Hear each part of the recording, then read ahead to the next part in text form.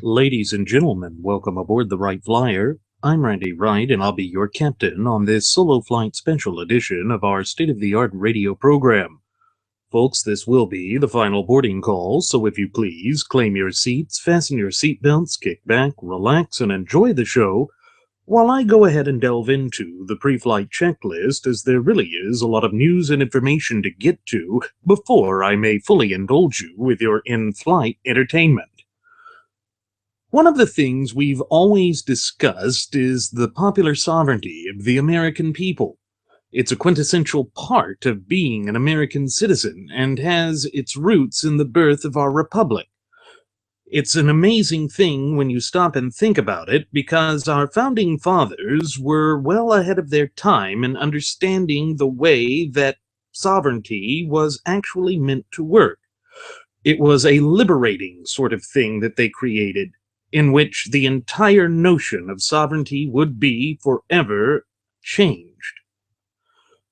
However, we haven't really fully explained how the development of our popular sovereignty came about. It's something that I think we need to delve into, and so we shall on this solo flight special of our state-of-the-art radio program. Sovereignty. What is sovereignty? We take it for granted today, both its meaning and its application. And that means that it has taken on an abstract meaning. Nevertheless, at its heart, sovereignty is a practical necessity for defining, applying, and if necessary, limiting the scope of power of government. With this in mind, let's take a look at the general definition of the term. At its heart, sovereignty is a noun, which is primarily thought of as the supreme power or authority. This is seen on a national scale, and it is also seen as the most ancient definition and application of the term, that of supreme power or authority, the end-all or be-all when it comes to the scope and application of governmental power. But what it really boils down to is the self-governing status of a nation-state. In America, the supreme authority or sovereignty in its purest form is reserved to the people. Pursuant to a social contract, the United States Constitution, the people have delegated some of that authority to the various levels and branches of government. The closer a representative body of the people, in other words, government, is to said people, the greater its authority is said to be. This makes sense. That's part of what we call the application of government. It's what our Constitution has set out to define and to bring into practical application. Thus, the federal government is the most restrictive or restricted of all the representative bodies or governments. This is what we refer to as the natural law tenets that underpin our government and its authority. And it's a deeply held principle that has its origins in the origins of the United States of America itself. For our founding fathers, sovereignty and representation were inexorably linked. The impetus behind the American War of Independence rested upon the notion of representation. The colonists believed that the Crown was levying unfair taxes upon them without providing them a say in their representation. This is where the infamous "no taxation without representation" slogan came from. And it was something that our founding fathers had a deeply felt connection with. They truly believed in their heart of hearts that the central government, or the British Crown, was usurping their rights as British citizens. That notion of citizenship has its roots back in the medieval period, and we will delve into that with some more clarity and with further expanse as the show goes on. For the British, the claim by the colonists was absurd. They argued that the colonists had availed themselves of British taxation through the efforts of the Crown to defend colonial territory during the 7 Years' War, as it was known in Europe, or the French and Indian War, as it was known in America. On top of this, the Crown argued that the colonists had representation in Parliament in England via the doctrine of virtual representation. They disregarded the fact that the colonists did not have a direct say in choosing the so-called representatives who were their virtual representatives in the parliamentary body located in London. Virtual representation meant that the colonists, by right of English citizenship, were represented by the Crown and the mother country's government, yet the logistics of this proved untenable. Given the nature of communications and travel at the time, England was separated from the colonies by a vast ocean. Communication and travel could take months or longer. The colonists had enjoyed virtual autonomy in the decades before the French and Indian War, and resented not having a direct input upon the levying of taxes. What's more, they hadn't been taxed before, and considered this an affront to their rights as loyal British subjects. So already, the groundwork for the birth of what would become the longest-lasting representative republic in all of world history had been laid. And these seeds were the entire impetus behind the American Revolution. And the chief seed, if you will, was none other than the definition of representation, which is rooted in the understanding and application of the term sovereignty. That was at the heart of our American Revolution, and it was a long and drawn-out campaign waged against seemingly unsurmountable odds against the most organized, best-equipped military force known to man at the time, the British Empire's Army and Navy. But we must delve a little bit deeper into the history of the sovereignty of Great Britain to understand how the evolutionary process and scope and application of the term would come to mean what it does in modern America. Britain had its own definition of sovereignty. The complaints of the colonists didn't sway the king. As far as George III was concerned, he was sovereign, with the advice and consent of the British Parliament. We have to recall that England had its own struggles with the notion of sovereignty, stretching back to the medieval period.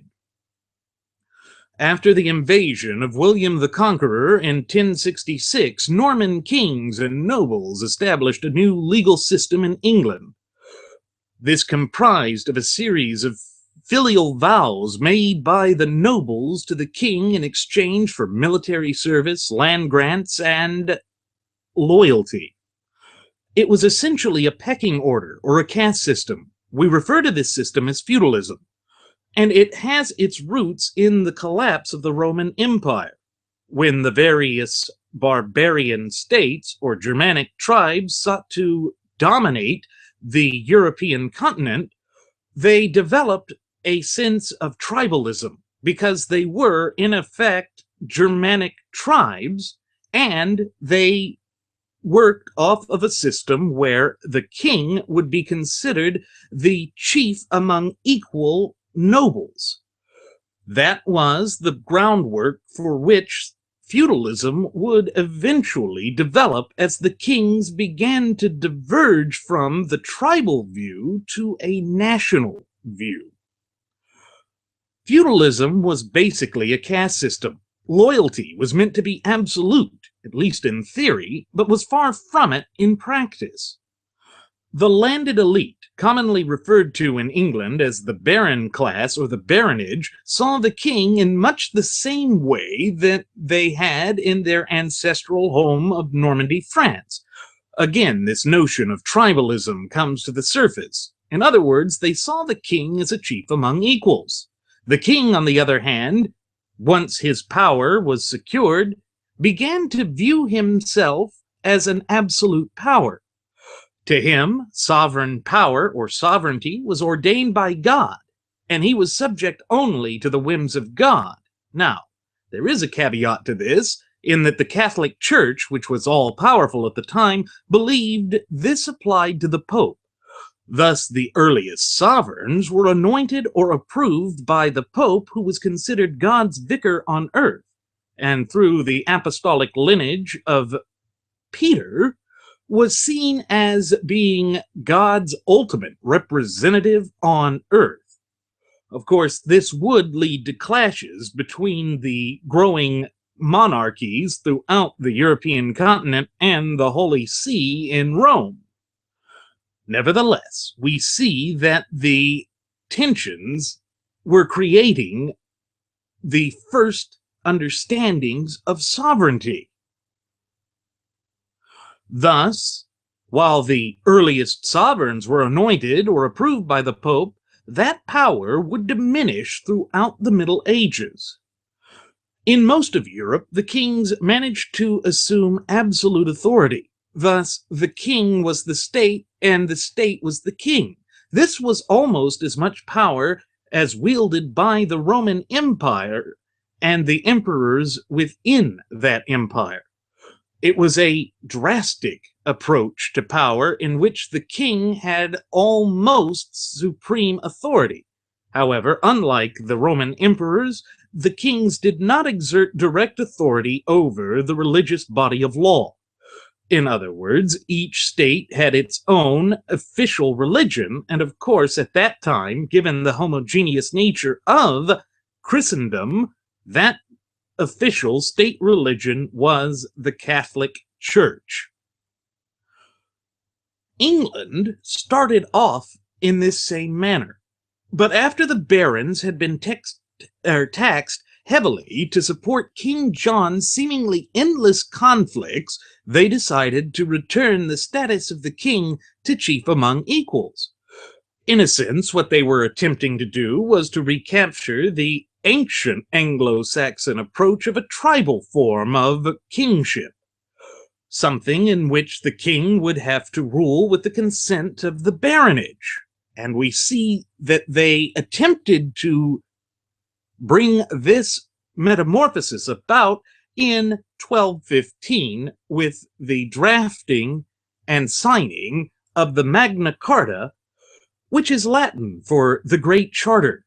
Taking matters into their own hands, the barons forced King John to sign a revolutionary document on June 15, 1215 at Runnymede near Windsor. The document sought to secure the status of the nobles, to provide them with due process under the law, and to secure standard weights and measurements for determining the value of coinage and money. If some of these terms sound familiar, it's because the Magna Carta formed the basis upon which contractual governments would operate. In a sense, it was the start of the English Constitution. However, at the time, the people, meaning the average citizens, were still considered the property of the nobility, including the chief among equals, the king.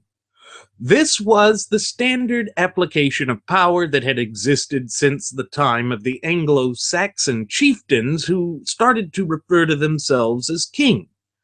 Originally, these were warriors who were the top warriors among the tribe, and the crown evolved from a military gilded helmet to a symbolic head, meaning a head of state. The crown was the embodiment of sovereignty, and sovereignty would be confined within the aristocracy of the British Isles. or what would become the British Isles. At that time, it was still primarily relegated to the power and authority only of the nation of England. It's also important to remember at the time of 1215, the unification of England into a singular kingdom was still relatively new. The kingdoms of Wessex, Mercia, Norfolk, Suffolk, Essex, and what have you, had only been together in a unified state for a little over a century. And this unification was brought about by a foreign invasion into the land in which the Anglo-Saxon nobility were uprooted by their Norman cousins who invaded in 1066. King John was a direct descendant of William the Conqueror, and with great reluctance he signed the document. Yet he sought to get it nullified from a special dispensation from the Pope. Remember, at this time, the Pope still wielded an extraordinary amount of political power and influence over the day-to-day politics of European nations or kingdoms. The idea of a unified nation and people was a relatively new thing, although in England, at this early date, the notion of an English people had already begun to cement itself in the hearts and minds of the English people. And the unifying force of this was certainly not language, because the Norman nobility spoke medieval French as opposed to Old English, which would then become Middle English and eventually Modern English. So they had to use the traditions and notions of identity as a nation state in order to promote unity with the people and the crown and the nobility itself. The Pope did announce that the document was null and void, and fighting broke out once again in England.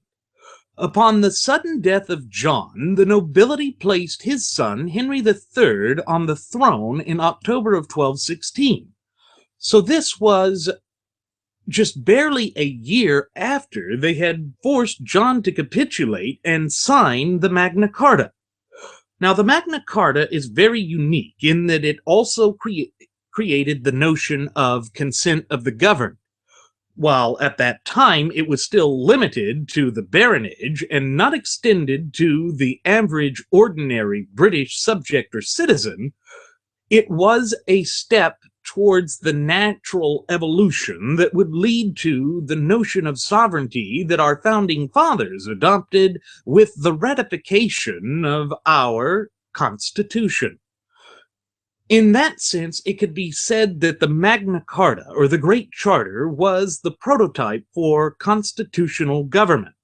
The British Constitution was based upon it, and there are signs of it and of its DNA within the United States Constitution as well.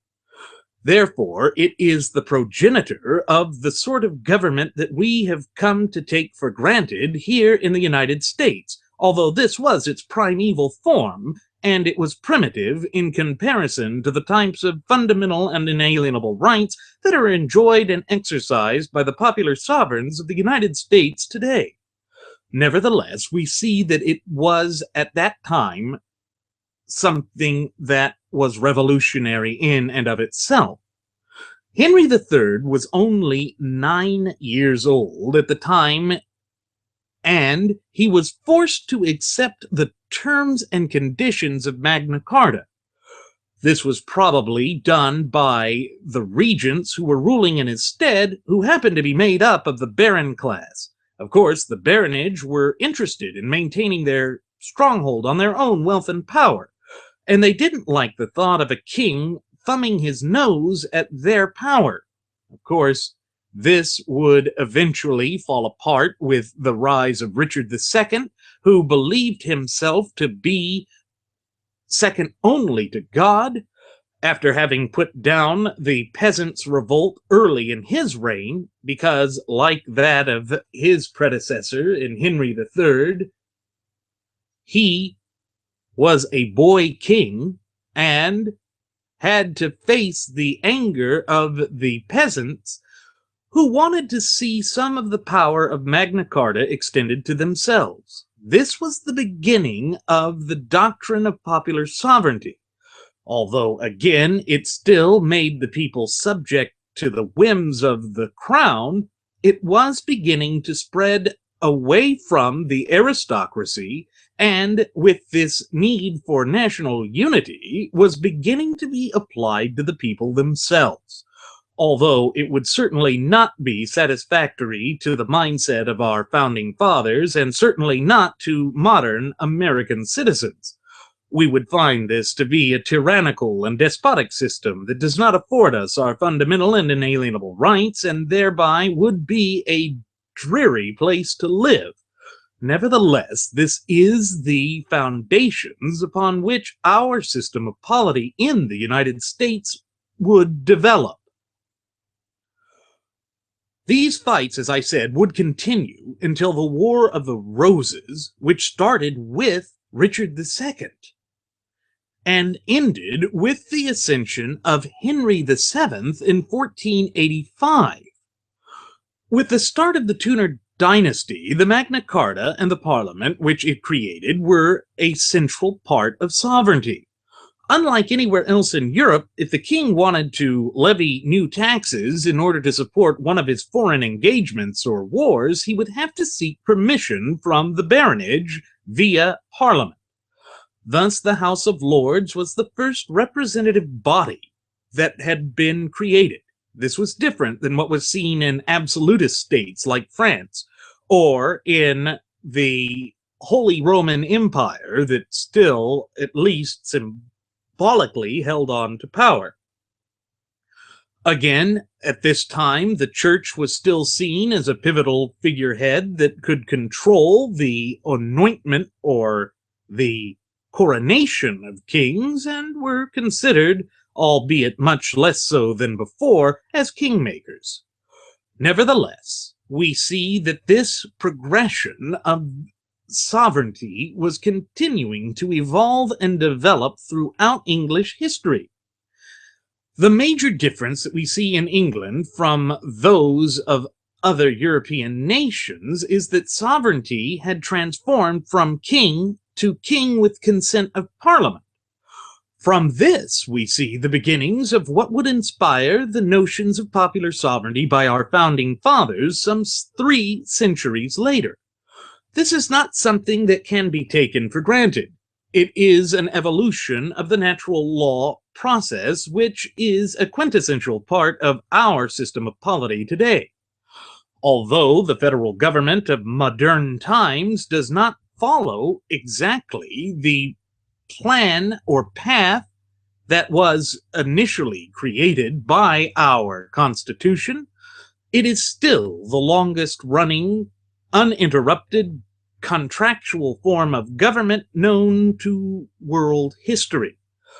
And it all has its roots nearly 1,000 years ago in Magna Carta, that document that was created out of righteous anger by the baronage in England against a tyrannical and despotic king who saw himself as a majesty or God's agent on earth, and thereby, by all rights, superior to his nobility. This is irrespective of the fact that he comes from that same nobility. The nobility, being human, would always resent the way that the king would attempt to rule over them. The king was seen as a sovereign, but that sovereignty had to rely on the consent of the governed. Now, in those early days, as I've previously stated, the consent of the governed meant solely the consent of the feudal barons. The peasants were not considered citizens. They were considered subjects, subject to the whims of their feudal master, which would be the lord, which would then work its way through the various aristocratic ranks up to the king. The king could treat his barons as citizens, but they were considered to be under his power and authority. This really was a caste system in which heredity played an important role. If the nobility wanted to secure greater power to themselves, they would have to show a bloodline claim to the crown. Of course, this is alien and foreign to the United States, as we never had a king-like figure in our history since the time of our War of Independence. So it is interesting to see that it would develop from a type of system that still, though a shadow of itself, exists within the United Kingdom to this day. But sovereignty's evolution is something that cannot be ignored. It is a quintessential part for the struggle that we had in forging our own identity and indeed our own understanding of sovereignty. So again, we must return to the annals of history to see how this definition of sovereignty and the application of this definition of sovereignty continued to evolve. John Locke was an inspiration for our founding fathers. He was an English philosopher. He was considered to be the father of classical liberalism. Now, let me pause here for a moment and explain what exactly classical liberalism is. Classical liberalism, as defined at that time, was one who advocated for a small, decentralized authority in which the average citizen had to consent to being governed. It was thought of as a way to prevent the government from encroaching upon the rights of the citizens and to ensure that the rule was just and enlightened. This is the Enlightenment era thinking that would become the bedrock of American polity, meaning the philosophy of which we base our entire political organization and system. That makes sense because it is rooted in the time frame in which our nation was forged. Our founding fathers had all been educated in this style of thought, and they took it to the next step. So, as we have already seen, the evolution of sovereignty went from being confined squarely within the king and the king alone, then to the king and the representatives who were the baronage, then eventually to a much lesser extent to the common citizens, but it was still king and parliament that reigned supreme, and whatever they said would rule throughout the entire empire. Of course, this caused problems in the colonies, which were separated by a vast ocean, and this meant that the king could not hand down his edicts in a timely fashion. Thus, if the colonists encountered any threat to their existence or their safety, they had to rely upon themselves in order to ensure that their safety was secured. This is why you saw the development of the various legislative bodies, such as the House of Burgesses in Virginia and the various other representative assemblies throughout the 13 colonies develop. But with the French and Indian War of the 1750s, there was an exerted pressure from a near bankrupt Crown of England, which had to send troops to defend the colonial holdings in the New World, so they decided that the American colonists should pay taxes.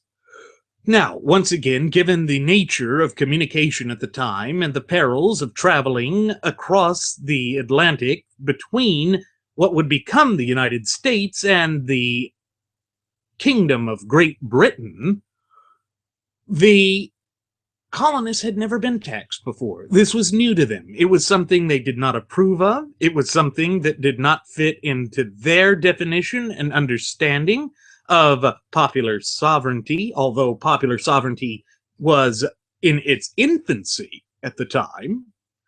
They saw it as a violation of the natural law tenets that had first come to light in Magna Carta back in 1215, some 500 plus years before the sparks of the American Revolution would set the world stage ablaze and redefine sovereignty forever. That speaks volumes about what sort of mindset that the American colonists had when they approached the notion of sovereignty and the eventual definition of our system of polity. So, when we look at John Locke and the development that he had with respect to the notion of popular sovereignty, it's important to recall that he took it from Magna Carta and he applied the notion of consent of the governed. In other words, kings could not rule without the consent of their subjects. That notion comes directly out of the demands of the barons within Magna Carta. Locke took it a step further, including the average citizens in the consent. Therefore, everyone was endowed by their creator with fundamental rights. Locke considered the paramount rights to be 1. Life, 2. Liberty, and 3. Property. As you can see from this, we already see the seeds from which Thomas Jefferson would include our rights in the Declaration of Independence.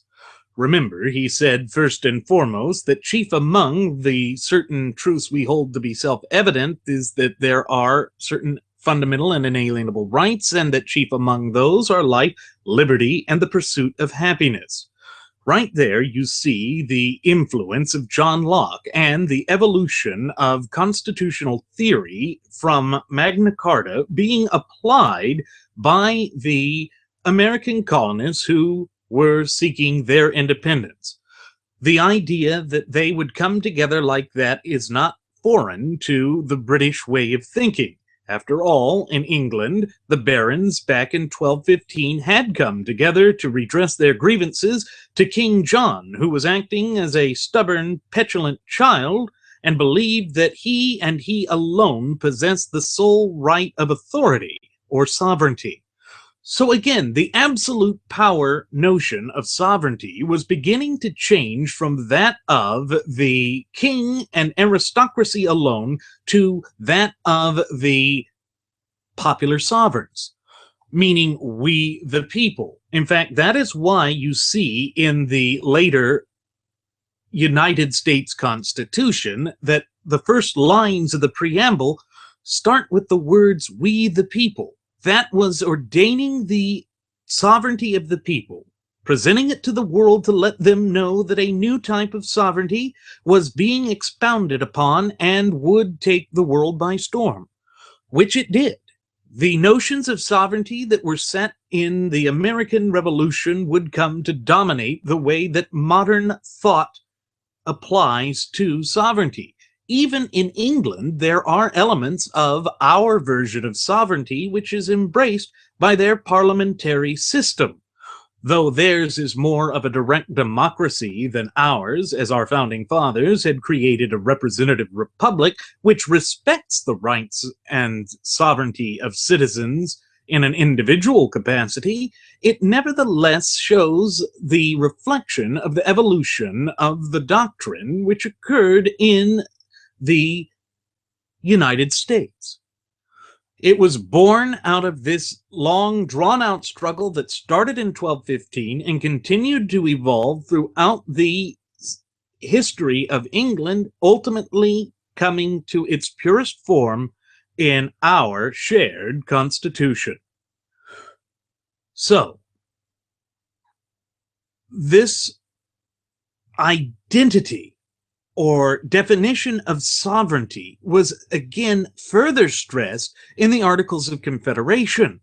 Part of the reason that the Articles of Confederation wound up being an unsuccessful document was that it did not give the central authority or central government enough power to successfully provide for the national defense.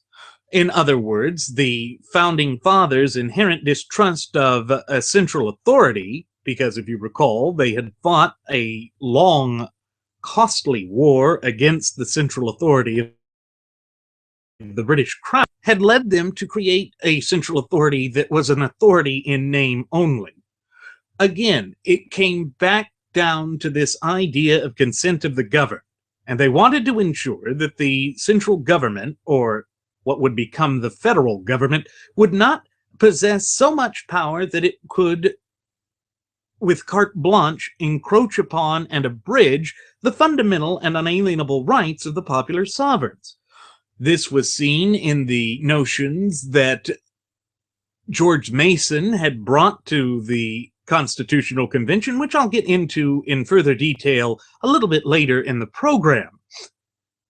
In fact, we see that the internal strife that still existed with the notion of representation and sovereignty had plagued the young republic, with Shays' Whiskey Rebellion and the other various rebellions that were breaking out in Pennsylvania and that area. We saw that the central authority of the central government was called into question. And this did demonstrate a need for a stronger centralized authority. But it did place our founding fathers in between a rock and a hard place. First of all, they inherently distrusted any centralized authority. They thought that this was a wicked thing, and they wanted to ensure that the people's rights were protected, because as George Mason had concluded in the drafting of the Declaration of Rights for the state of Virginia, which was co-authored with Thomas Jefferson, the fundamental and inalienable rights of the popular sovereigns were endowed to them by their creator. That means that these rights, which are the essential fibers of sovereignty, could not rightfully be encroached upon, abridged, or belittled, or taken away by any legitimate rightful earthly authority without due process under the law. So again, we see that this draws it back to the language and philosophy that was contained within the four corners of the Great Charter, or Magna Carta, dating back to 1215. Again, this evolutionary process helps to shape the understanding that we have today in America. Popular sovereignty, due process under the law, and also consent of the governed all had their roots in medieval England. But we took it to its natural and logical extent, to the next step. And we see that occurring on September 17th of 1787. The Founding Fathers convened the first Constitutional Convention at Independence Hall in Philadelphia, Pennsylvania. There, they argued over the amount and extent of power for the federal central government, and after a long and drawn-out process, it was ratified. You see, one of the mistakes that we have had with respect to the foundational history of the United States is that it's been taught in such a way as to suggest that it was preordained and that it just came about, that they were all in unison within their thinking, but nothing could be further from the truth. The Founding Fathers had heated disagreements and arguments all throughout the Constitutional Convention. In fact, Patrick Henry, along with George Mason, threatened to walk out of the processions if a Bill of Rights was not included with the Constitution. In fact, that is where the famous lines of Patrick Henry stating, "Give me liberty or give me death," comes from. It was in reference to this thought that the Constitution was giving far too much authority and power to the central government, and that it was only a matter of time before said federal government would start encroaching upon the rights of the sovereign citizens. Again, it's that same mentality that drove the baronage to stand up in stark opposition to King John back in 1215 that continued in 1787. Finally, In December of 1791, the Bill of Rights, or the first 10 amendments to the Constitution, were ratified, making the transformation of American sovereignty complete. In other words, we see that the transformation from sovereignty being wielded exclusively by one individual, then to a landed gentry elite, then to a lesser extent the common people, and then ultimately within the common people delegated to a representative body, that being the federal government. The idea of sovereignty rests with the people. Now, again, this is part of the Enlightenment era thinking that had dominated the philosophies of the time.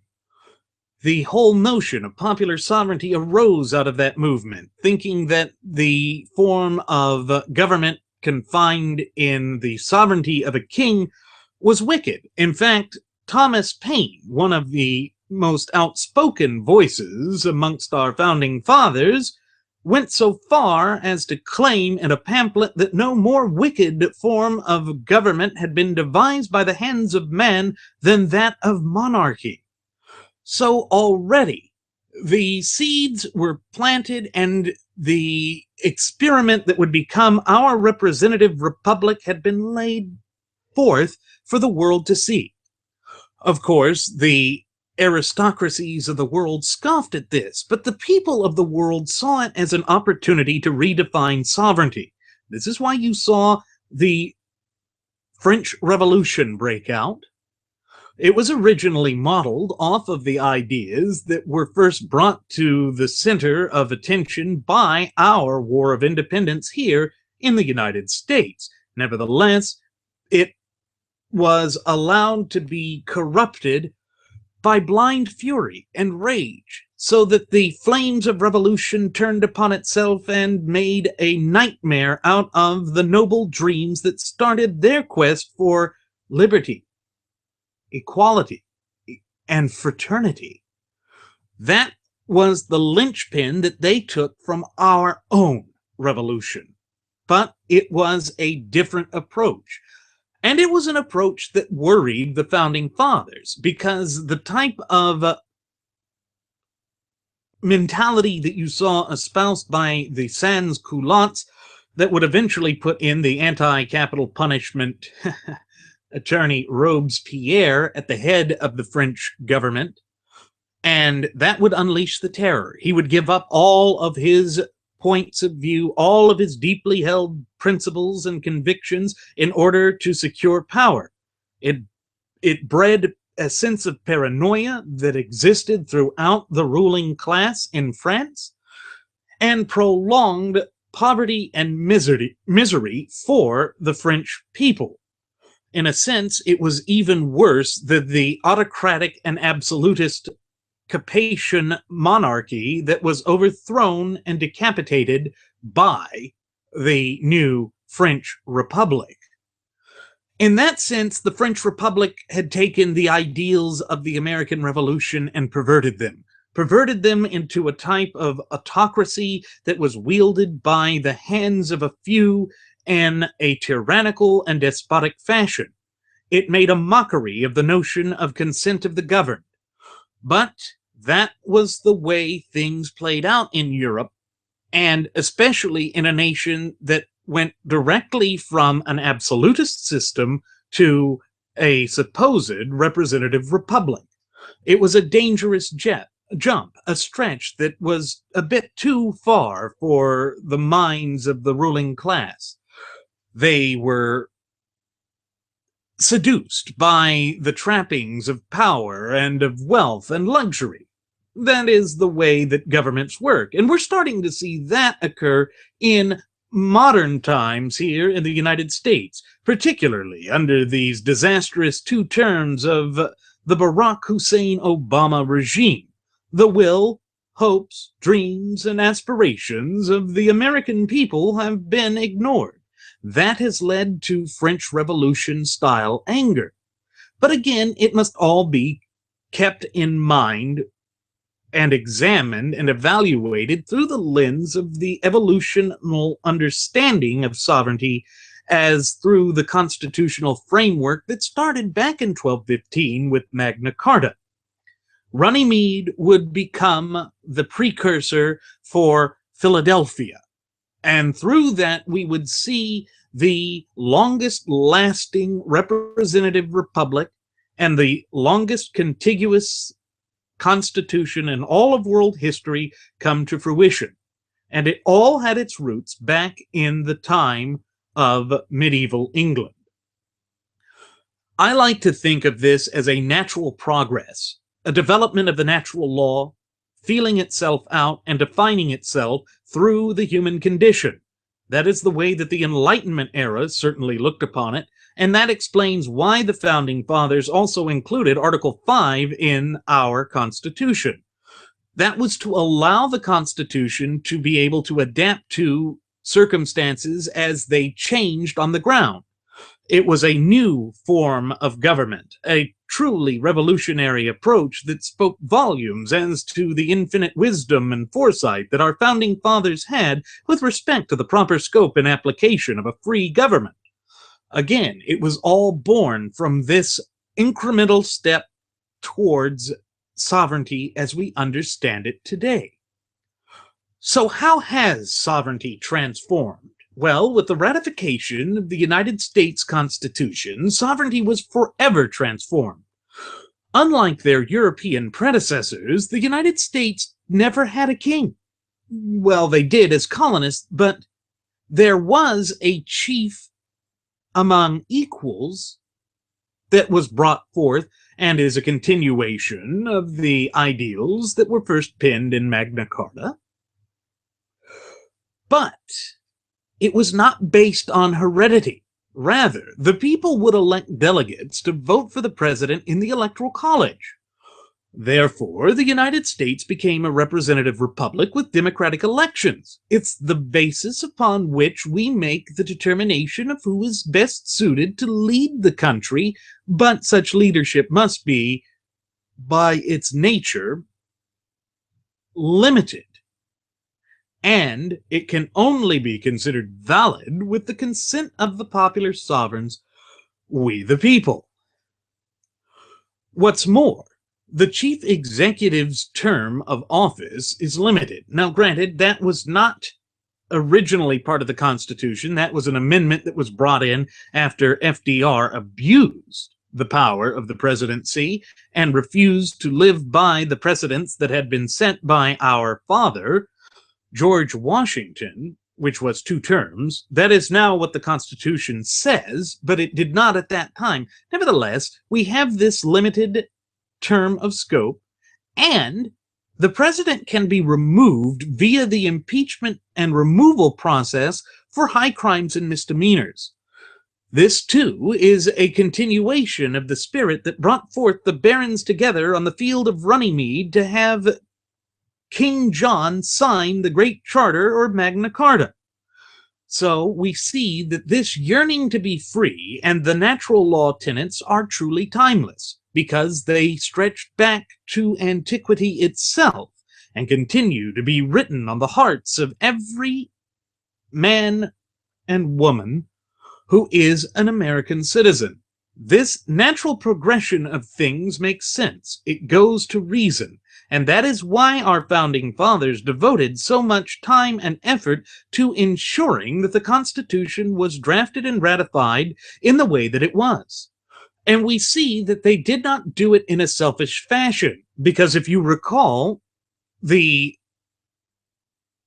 words of James Madison shortly after the Constitution was drafted, he said it wasn't a very good document, but it was the best we could do at the time. Think of how unselfish that is. It's a far cry from the type of sovereignty that we saw with the kings, in which they demanded complete, unyielding, and unwavering loyalty on the part of subjects. Well, the American people are not subjects. We're citizens. The government works for us, not the other way around. And that is the heart of what our founding fathers helped to create when they drafted and ratified the Constitution all those years ago. It helps to understand why American polity developed in the manner in which it did, and it also helps to define who we are, both as a nation and as a people. It is not something that will be easily discarded from us. Unlike what Obama said when he claimed that racism was an inherent part of the American DNA and societal fiber, liberty and this understanding of the natural law progression of sovereignty is the real part of our DNA, and it is something that is enjoyed by every American citizen by right of birth or naturalization. That is something that was unique and new, and it reflected the Enlightenment mentality that our founding fathers adopted when they went through the Constitutional Convention and the process of drafting and ratifying this sacred document. I say it's sacred because it is clearly inspired by Providence itself. That's part of the natural law tenets that compose and make up the way our system of government works, and the entire notion of limited government is a quintessential part of who we are. Yet it was something that developed over the centuries, and it shows that we are the logical next step in the way that freedom was meant to be. Therefore, if a government is to be fair, it must have consent of the people. And we see that the notion of due process under the law was extended to such an extent that it applied to all people, not just to a ruling elite. Now, yes, England had developed this by that time, but it was once again tempered by the crown. And if the Crown and Parliament agreed, they could at any time take away these rights from the British citizens. So, once again, their citizenry reflected more that of the status of subject to a sovereign crown than to having the government work as the servant of the people. That was the revolutionary distinction that our founding fathers created with the conclusion of the American War of Independence. It is a notion that remains a fervent part of our identity to this day. However, the nefarious forces of the Fabian socialists who have infiltrated our institutions of education and our information media outlets have done everything within their power to erase this from the collective memory of the popular sovereigns of the United States of America. They do so because they want to replace it with a twisted ideology that is socialism. Yet socialism at its very heart is an illogical system. It is theft by any other name, and it has no place in an open and honest society, much less a representative republic like that of the United States. And therefore, we must be cognizant of the way our history developed so that we can do our utmost to safeguard our fundamental and inalienable rights, which were endowed to us by our Creator. This is again why both Jeremy and I have reiterated time and again on past episodes of the Wright Flyer why it's so important for us all to foster a fluent and working knowledge and understanding of our Constitution, and thereby our fundamental and inalienable rights. It allows us then to understand when the government is acting in a rogue, tyrannical, despotic fashion and is impermissibly encroaching upon our rights and sovereignty. Remember that with the idea of a contractual government, with the contract being none other than the United States Constitution, that when the government acts in such a way as to infringe upon or to breach the terms and conditions contained within the four corners of that contract, they are indeed in breach of contract, and we as popular sovereigns are allowed a redress of grievance. Indeed, this notion of a petition of the government for a redress of grievances is found within our Bill of Rights. It is a quintessential part of our constitutional form of government, and it must continue to be a part of that government. However, we see that as time goes on, it is taking away from our heritage and is denying us our rights. We cannot allow that to happen because it would go against the fibers of what it means to be a popular sovereign. We must relentlessly maintain our fundamental rights. That is what our founding fathers expected us to do, and it is something that we must do. It is a quintessential part of being a popular sovereign, and it is the way that we secure our future and our destiny as a free people. And I believe that this is a difficult task, but we in the United States have never backed away from difficult tasks. We have embraced the difficult tasks and overcome any and all adversity that has ever been placed in our path. It is what it means to be an independent sovereign. It is what gives us our ability to be free and to be self-autonomous.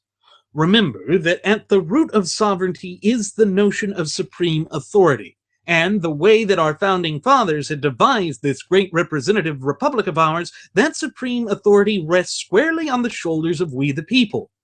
That, in turn, explains why it is such a dangerous notion to look for some sort of messianic figure or savior figure to be confined in the shoulders of one man or in the persona of a singular person.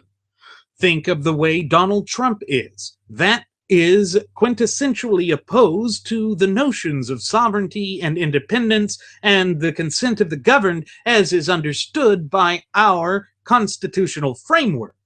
We must keep the Constitution in mind because it is what defines us, and it is the document that has defended more rights and liberties and saved more lives than any other document ever conceived by the hands of man, yet divinely inspired by Providence itself. That is what is so unique about our position in history. We are the beneficiaries of the greatest birthright of any people on earth.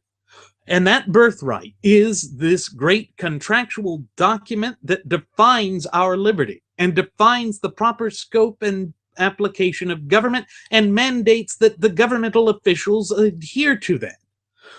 And we know that the natural law tenets are timeless because they stretch back all throughout written history. It is a quintessential part of human nature to desire to be free, to desire to be self-autonomous, and to raise their children in their own rights and with their own interests. That is what forms the fundamental building block of society. And that fundamental building block of society is the family. Again, these are all part of the natural law tenets that make up the effective form of government that has created our constitutional representative republic. It has allowed us to endure as a nation, and it shows that our way of governing is as applicable today as it was at the time of the foundation of this country over 230 years ago. That is not some small task or some small option. That is something that is a testament to the values that our founding fathers had and to the foresight that they had for the proper scope and application of government. So, instead of having a singular king, absolute authority is now confined in the people. This is the way that natural law worked in an evolutionary process which gave birth to our Constitution. And in that very real sense, we are extremely fortunate to have the Constitution. It is the basis upon which all natural right theory is defined. It is the quintessential definition of what it means to have an open, honest, and free government and society. When the people are the ones that consent to government, you have a free society. Does that mean that it's a perfect society? Absolutely not, because it is still based on humanity. Humankind will never achieve perfection. That's just the state of nature.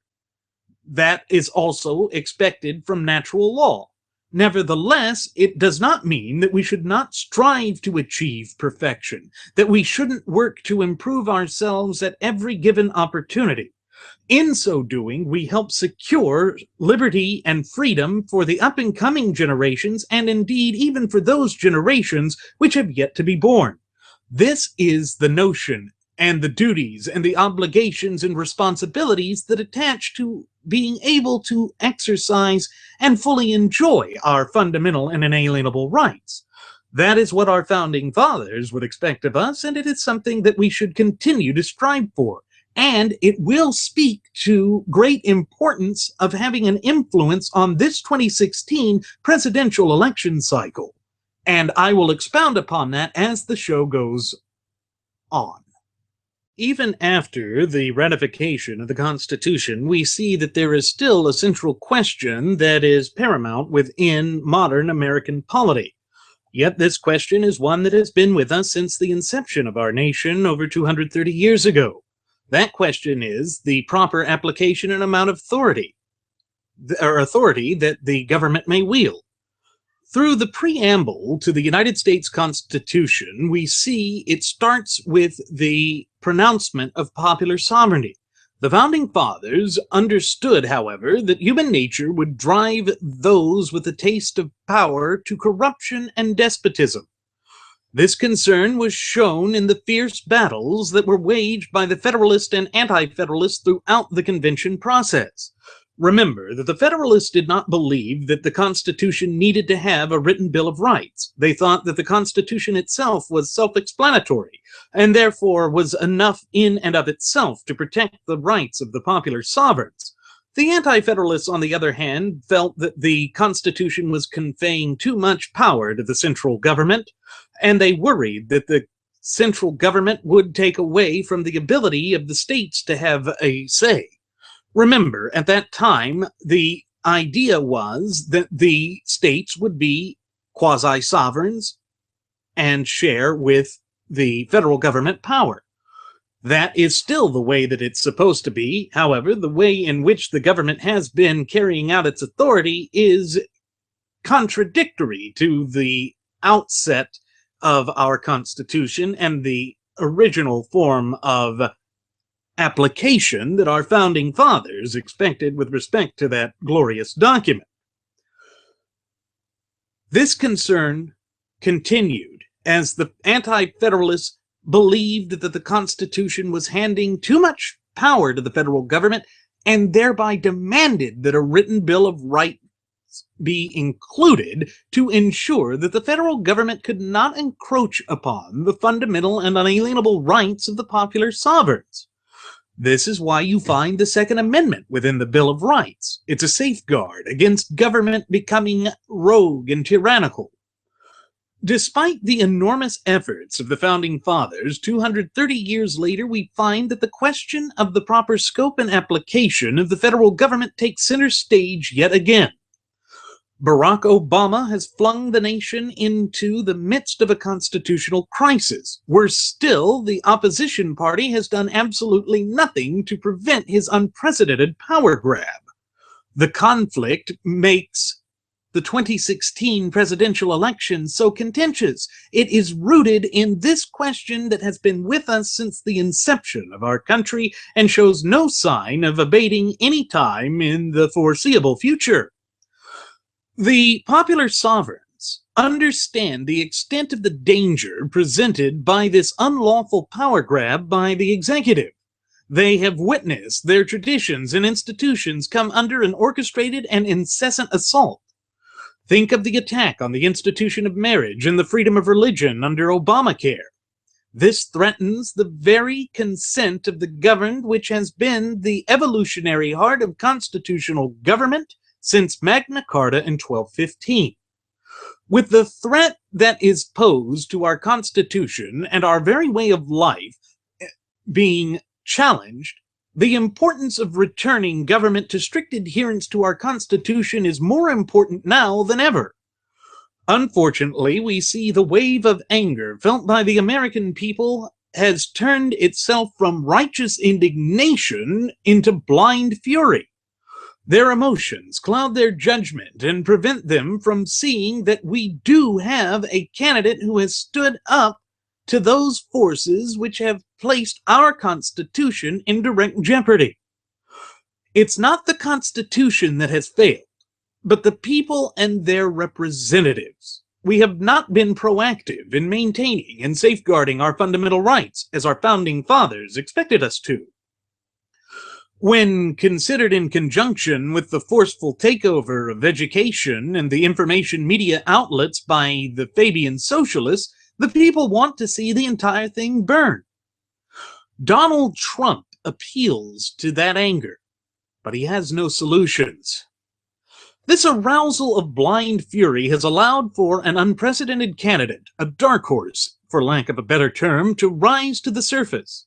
He's bombastic, claims to have all the answers himself, and can seemingly right the country, at least if you buy into this terminal propaganda that he has been peddling ever since he first officially threw his hat into the ring last summer.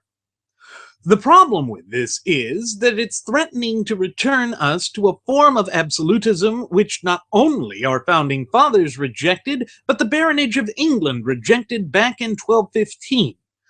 It's the same problem we have with our current president, ruling outside the confines of rightful authority as demanded by the Constitution. Whenever we depart from the strict interpretation of the Constitution as handed down to us by the Founding Fathers, this original notion of the Constitution being the supreme law of the land, pursuant to Article 6, Clause 2, we find that the nation ever approaches this type of tyranny and despotism which human nature has propelled people to rebel against throughout the ages. Like we saw with the barons, they were propelled to near open rebellion with the king, like we saw with our founding fathers at the inception of the American War of Independence. This struggle to be free from tyranny, despotism, and oppression is just a natural course of the human condition. It is a natural part of who we are, both as a nation and a people, to resist this sort of tyranny and to ensure that our government remains an open and honest, limited government in the form of a representative republic as our founding fathers intended with the drafting and ratification of our shared Constitution. This is the integral part of our definition as popular sovereigns. So you see, again, it all swirls around this question of sovereignty. Sovereignty is the aspect of which governments are always pitted against their people.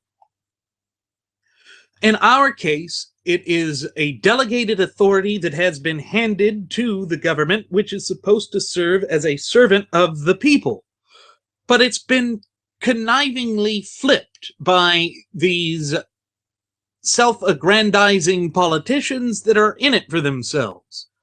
What's amazing is that the New York billionaire, businessman, real estate tycoon, and all-around vulgarian Donaldolf Julius Caesar Trumpolini has managed to convince huge swaths of the Republican Party that he is actually not in it for himself, despite what his 70 years of life show. As Jeremy and I have said on past episodes of the Wright Flyer, Donald Trump has always been about looking out for the interests of Donald Trump and Donald Trump alone. Look at the way that he flies off the hinges and attacks anyone who just happens to disagree with him or poses a serious question to him. If he feels that it's a threat to his ascendancy, he will do anything in his power to utilize character assassination and to marginalize the perceived threat. It is a form of dirty politics that has its roots more in the type of aristocracy that we saw in medieval England than in a representative republic like that of the United States of America. It goes against our constitutional form of government and is counterintuitive to our free way of life and to our standard of living. The expectations that we have is that of a free people. And it shows that a true representative republic based on the natural law tenets is the most stable system of government. How else could the United States of America be the longest running, uninterrupted representative republic in all of world history? That is not some small achievement. Rather, it speaks volumes about the infinite wisdom and great foresight that our founding fathers had with respect to the proper scope and application of a free and non-intrusive government. But with Donald Trump, we see me, I, concentrating sovereignty again in the hands of a singular entity. When you rule like that, you're inevitably going to encroach upon the rights of the sovereign citizens. It would be a return to a style of government that was unstable at its core. History shows that such instability does not resolve problems. Rather, it merely exacerbates the problems that currently face the nation. And let's face it, folks, this type of incrementalization of the compression of sovereignty into the hands of either a singular entity or a truly elite group, elite at least in their mind alone, is socialism.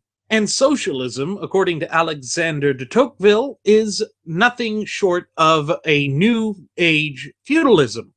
And we can see it in the way that they attempted to micromanage the lives of the peasants, and in the way in which the nobility saw themselves as sovereigns. Again, for the self-avowed socialists like Vermont Senator Nerdface Boy Me Sanders Thunderboy Liquor, you see that he believes that sovereignty rests squarely in the hands of government, and that the people are meant to be the abject servants of government, not the other way around. It's been in the United States. That is why he poses such a significant danger. But he's not as dangerous as the New York vulgarian Donald Trump, because Donald Trump pretends to be a conservative. Of course, when pressed on defining conservatism, he is completely unable to do so. This is again why he's afraid to engage in a one-on-one debate with Texas Senator Ted Cruz, who happens to be the only candidate still running for office who has vowed to return the United States back to strict adherence to our foundational document, that great and noble contract, our Constitution. This should be problematic for Americans everywhere, because it means that the key that is being there is being encroached upon by a charlatan, a man who wants to see himself more as an imperial king than as president of the United States. This explains why his negatives are so high, and I think it predicts why he would go to a sound defeat in the general election. It's unfortunate that the followers of Donald Trump cannot see this aspect of his character, though I've tried time and again to share it with them, and will continue to do so long as we can convince one of the true nature of the man, and that the Constitution is the key to resolving the numerous problems that face our representative republic, then all the better. It means we are one step closer to resolving and fixing the problems that threaten to tear this country apart at the seams. We must also be willing to stand up to the Fabian socialists who seek to destroy this country.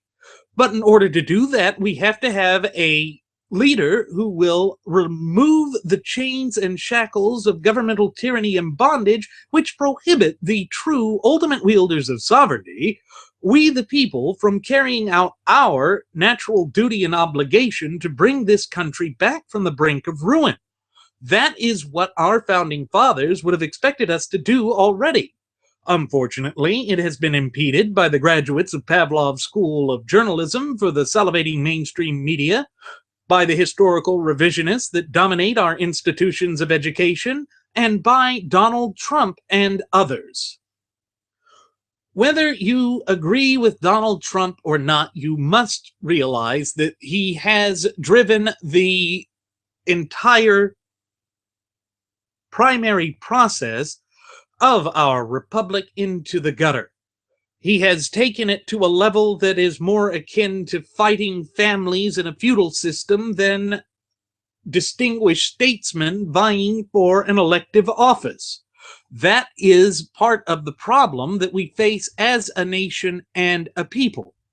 We have to be strong, and we have to be willing to stand up to those tyrannical forces that would love nothing more than to see us forced into a type of feudal system that we have been fighting against since 1215. That would be counterintuitive and would remove all of the evolutionary progress that we've made with the constitutional form of government. It would be a step backwards as opposed to a step forward, and I think that that is the last thing that the true popular sovereigns of this great representative republic would like to see within their nation. But in order to do this, we must overcome the sense that it is impossible to do so. It is not impossible. In fact, it is the only course of option or action, rather, that is available to us that makes any sense. It is the way that our founding fathers would have responded to this set of problems as it would have arisen in front of them, and remembered that they faced the most organized, best equipped military force known to man at the time, that of the British Empire. We are in a situation where it is within the borders of our own homeland that our government is ignoring the will of the people and is therefore trampling upon that sacred notion of consent of the governed that stretches all the way back to 1215 and the Great Charta, Magna Carta. We are the ones that can save this country. That is the way that our founding fathers had designed this government to operate. The problem is, when you look at the New York businessman, Donald Trump, and the way that he proposes all solutions being in him and he alone, that is contradictory to this great notion of a representative republic as our founding fathers had designed and intended for the United States of America to run and operate. We must be the ones that save this country. It is why the preamble starts with those prophetic words, "We, the people of the United States, in order to create a more perfect union, do swear and ordain." So you see, we are the fountains from which sovereign power exudes in the United States. Having looked back through the annals of history, we gain a better understanding of the dictates and applications as well as definition of sovereignty and why popular sovereignty is a quintessential part of the American character and fiber. It is through this understanding that we can then remove the chains and shackles of governmental bondage, tyranny, despotism, and oppression and assume our rightful place as popular sovereigns, so that we can prepare to move our country forward in the direction that our founding fathers would have intended it to go and ensure that the up-and-coming generations, and indeed those generations which have yet to be born, are allowed to enjoy and exercise freedom and liberty and their fundamental and inalienable rights to a much greater extent than even we ourselves were able to. But in order to do that, we must acknowledge that we are popular sovereigns, that sovereignty flows through us and has been naturally delegated by us through contractual agreement, both to the governments of the several states and then, more importantly, perhaps, in its scope, with that of the federal government. Remember that the Constitution is that great contract. It's a contract between the government and every popular sovereign, whether natural born or naturalized, living in the United States. We are the beneficiaries of this great document that was handed down to us by our founding fathers, and therefore we are also supposed to be the gatekeepers, the ones that defend it and ensure its viability for posterity. Remember that our founding fathers did not intend for the Constitution just to be a fleeting governmental document. They intended it to last, and the principles of it to govern this nation indefinitely. And therefore, it falls squarely on our shoulders, due to the design of our representative republic, for we, the people, the true popular sovereigns, to stand up and defend our rights. That is not the way that Donald Trump is approaching his campaign.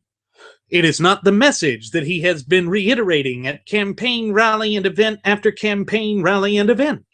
That in and of itself is problematic, because it shows that he is not committed to the Constitution as is necessary if we are going to see a return of governmental sanity and the proper scope and application of government.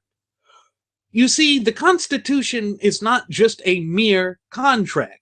It is also the supreme law of the land, and therefore, any time that any governmental actor or agent or officer operates outside the proper scope and application of government as defined and mandated by that sacred document, they are, in a sense, breaking the supreme law of the land.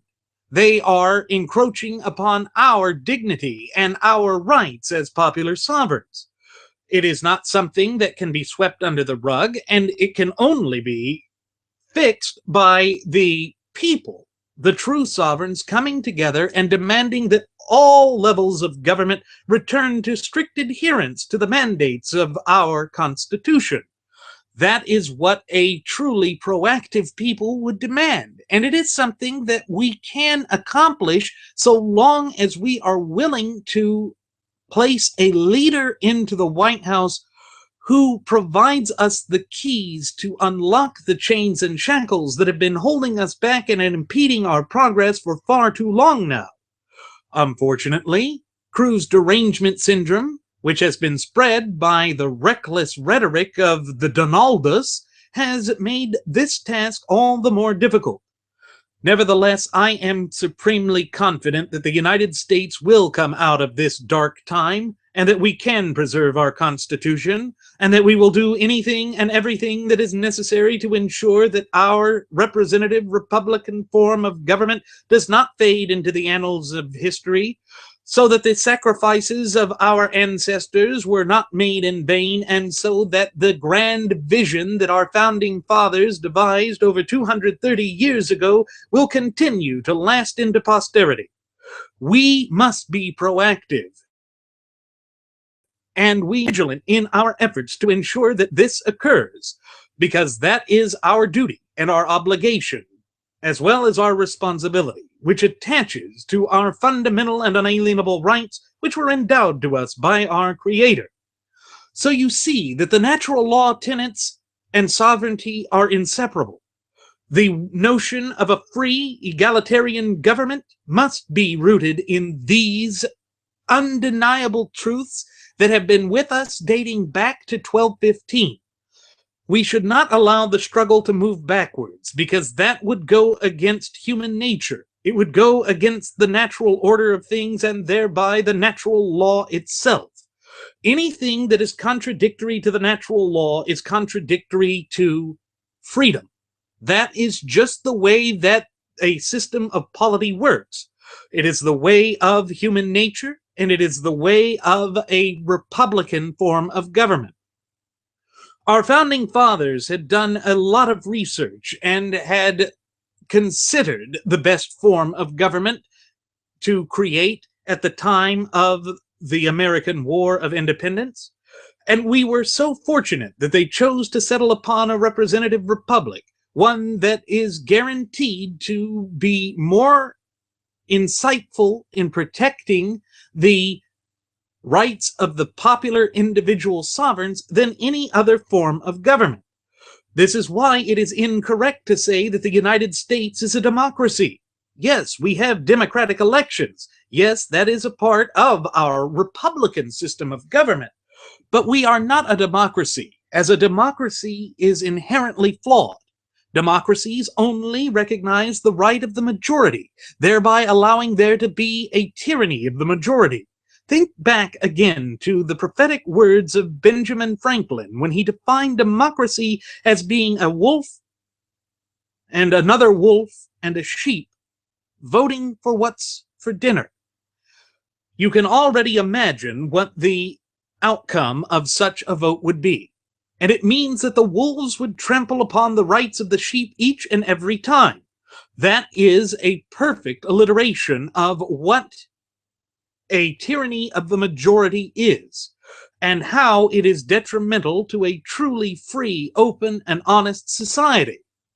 We have been fortunate in that our Constitution has separated the powers of government, thereby making it increasingly difficult for those nefarious forces of tyranny, despotism, and ultimately oppression to encroach upon the natural rights of the citizens.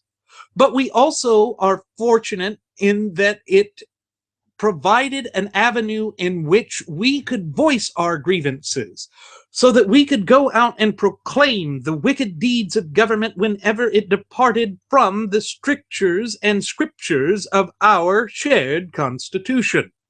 That's not some small thing. That's an amazing integral part of our polity and our identity, both as a nation and as a people. And the only way that we can ensure that that is viable and continues into posterity is to become more proactive in safeguarding our fundamental and inalienable rights.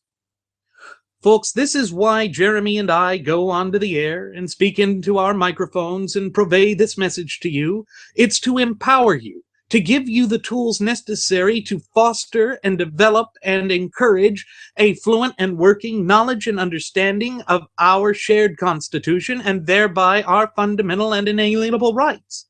It is a part of our necessary scripture, a part of our inheritance, and we must be ever vigilant to ensure that the forces of tyranny, despotism, and oppression are not allowed to set foot or to set root in this great representative republic of ours.